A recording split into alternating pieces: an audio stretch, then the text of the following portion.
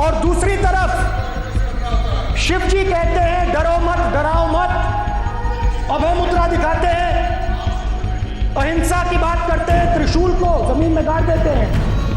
और जो लोग अपने आप को हिंदू कहते हैं वो 24 घंटा हिंसा हिंसा हिंसा, नफरत नफरत नफरत, असत्य सत्य असत्य। और जिस तरीके से आस्था के साथ खिलवाड़ करने का उन्होंने कार्य किया, महादेव की तस्वीर को जिस तरीके से लहराने का काम किया, ये कतई इन सब चीज़ों को बर्दाश्त नहीं किया जा सकता। अलग अलग धर्म की आस्था का आपने तमाम धर्म गुरुओं का कल से लेकर आज तक बयान भी सुना, जिनके प्रति अपनी आस्था दिखा रहे थे, उन्हीं लोगों ने ही नकार दिया कि भैया ये मुद्रा इस धर्म से जुड़ी हुई नहीं होती है। कल उनका आचरण था तस्वीर को लहराना, टेबल के ऊपर रख देना, उसके ऊपर कागज़ पत्री रख देना, कतई इस बात को कोई बर्दाश्त नहीं कर सकता। और जिस तरीके से हिंदू भावनाओं को ठेस पहुंचाने का काम किया गया, कोई निर्देश नहीं दिया, प्रधानमंत्री जी का मार्गदर्शन हम लोगों को प्राप्त हुआ।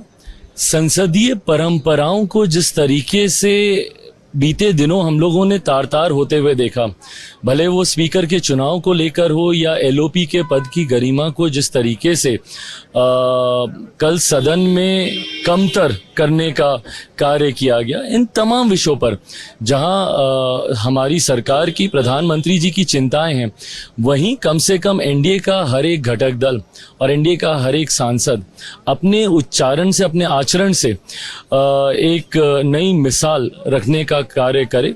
ऐसे में प्रधानमंत्री जी के अनुभव का लाभ हर एक सांसद को मिले, इस सोच के साथ आज एनडीए के संसदीय दल की बैठक रखी गई थी, जिसमें तमाम एनडीए के सांसद मौजूद थे। और उसमें से कई जो नए सांसद हैं, जो पहली बार चुनकर आए हैं, उनके लिए प्रधानमंत्री जी का मार्गदर्शन ज़रूर बहुत ज़्यादा मायने रखता है, उनके अनुभव से सीखना। और आज वही मार्गदर्शन हम लोग को मिला। किस तरह का मार्गदर्शन था? स्पेशली कुछ निर्देश कि आप लोग ऐसे नहीं, देखिए, प्रधानमंत्री जी हमेशा इस बात को लेकर रहते हैं कि ज़्यादा से ज़्यादा समय लोग संसद में बिताएं, ज़्यादा से जितना समय रहेंगे उतना ही ज़्यादा सीखने को मिलता है।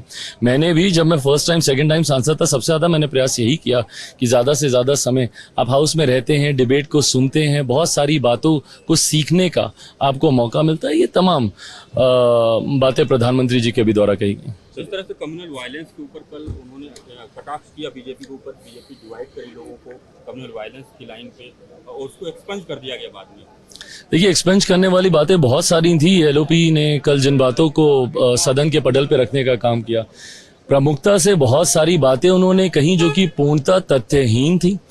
कई उन्होंने व्यक्तिगत टिप्पणी की, प्रधानमंत्री जी को लेकर हो या चेयर को लेकर हो, और जिस तरीके से आस्था के साथ खिलवाड़ करने का उन्होंने कार्य किया, महादेव की तस्वीर को जिस तरीके से लहराने का काम किया, ये कतई इन सब चीज़ों को बर्दाश्त नहीं किया जा सकता। अलग अलग धर्म की आस्था का आपने तमाम धर्म गुरुओं का कल से लेकर आज तक बयान भी सुना, जिनके प्रति अपनी आस्था दिखा रहे थे, उन्हीं लोगों ने ही नकार दिया कि भैया ये मुद्रा इस धर्म से जुड़ी हुई नहीं होती है। कई धर्म गुरुओं ने उसका खंडन किया।